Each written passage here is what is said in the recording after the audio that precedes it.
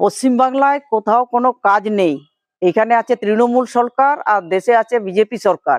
১০০ দিনের কাজ সেই ভাবনা করে আমরা প্রথম নিয়ে এসেছিলাম। প্রথম মানে হচ্ছে আমাদের সাধারণ মানুষ সমর্থন করেছিল যে আমাদের রাজ্যের মানুষ রাজ্যে থাকুক। তাহলে বিকল্প কি হবে?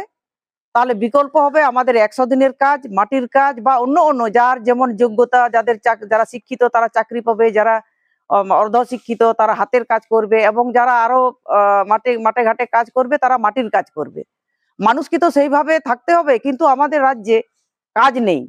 আর দেশের সরকার আছে বিজেপি সরকার। আজকে যে কথাগুলো বলছে মানুষকে উস্কানি দিচ্ছে, কিন্তু মানুষের এই যে বিরোধী দলনেতা প্রত্যেক দিন বলছে হিন্দু মুসলিম, এই যে বিভাজন করে দিচ্ছে, ভাগ করে দিচ্ছে, বিরোধী দলনেতার কি সেই কথা বলা উচিত? বিরোধী দলনেতার কথা হচ্ছে রাজ্যের মানুষ কিভাবে থাকবে, কিভাবে থাকবে, বিভিন্ন কথাবার্তা তিনি বলছেন। কেন মানুষকে উস্কানিমূলক বক্তব্য দিচ্ছে? কারণ মানুষকে উত্তপ্ত করছে, তাদেরকে যেমন যাতে তারা আতঙ্কর পরিবেশের মধ্যে থাকে, তাদের রুটি রুটি রোজগারের মধ্যে সে মাথাটা না ঘামাতে পারে, সেই জন্য একটা এই পরিবেশটা তৈরি করছে পরিকল্পনা মাফিক। 2026-এ আছে বিধানসভা ভোট। এই ভোটে মানুষকে কিভাবে ব্যতিব্যস্ত করা যায়, তাদের পক্ষে নিয়ে আসা যায়, সেই রকম তৃণমূল যেমন আমাদের 2011 সালে প্রথম অনেকবার তারা চেষ্টা করেছিল, তৃণমূল চেষ্টা করেছিল কিভাবে সরকারে আসবো। তখন শেষে কি সিদ্ধান্ত নিল?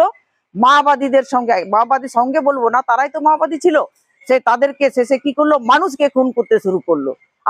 আমাদের যারা নেতৃত্ব কর্মী, যারা দরদি সমর্থক, একটা আতঙ্কের পরিবেশ তৈরি করছে। এরাও তাই তৈরি করতে চাইছে মানুষকে। এই যে পরিযায়ী শ্রমিক কাজে যাচ্ছে, কিসের জন্য যাচ্ছে? রাজ্যে কি কাজ থাকলে তারা যেত? ছেলে মেয়েকে ছেড়ে দিয়ে, বাবা মাকে ছেড়ে দিয়ে, কাজ নেই বলে তো চলে যাচ্ছে।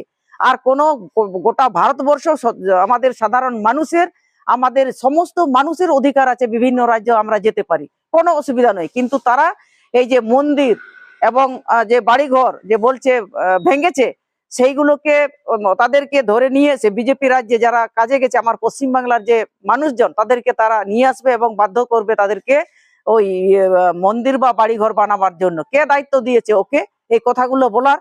কি এখানকার মানুষ যেতে পারবে না? আমার একটা ভারতবর্ষ হচ্ছে গণতান্ত্রিক দেশ, সেই দেশে মানুষ অবাধে ঘুরে বেড়াবে, বিভিন্ন জায়গায় যেতে পারবে, কেন যাবে না? তারাও আসবে, আমরাও, এটাই তো আমাদের সব থেকে ভালো সম্প্রীতি। কিন্তু এরা সেই সব না করে তারা উস্কানিমূলক বক্তৃতা দিচ্ছে, বিভিন্ন রকম, মানে মানুষকে মাতিয়ে রেখে দাও, মানুষকে আতঙ্ক করে দাও, সেই কারণে এইসব করছে।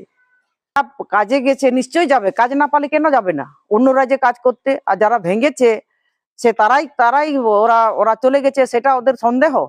তাহলে ওরা সরকার আছে, রাজ্যে সরকার আছে, কেন তারা কিভাবে ভাঙলো, কেন ভাঙলো, সেটা আগে তদন্ত করা হোক। কেন কি কারণে তারা এইসব গন্ডগোল ঝামেলা হলো? এরা তো পাকিয়েছে দুজনে মিলে, তৃণমূল এবং বিজেপি, তারা দুজনে মিলে পাকিয়েছে, গন্ডগোল করেছে, সাধারণ মানুষকে তারা হেনস্থ করার জন্য, সেই কারণে তারা করেছে।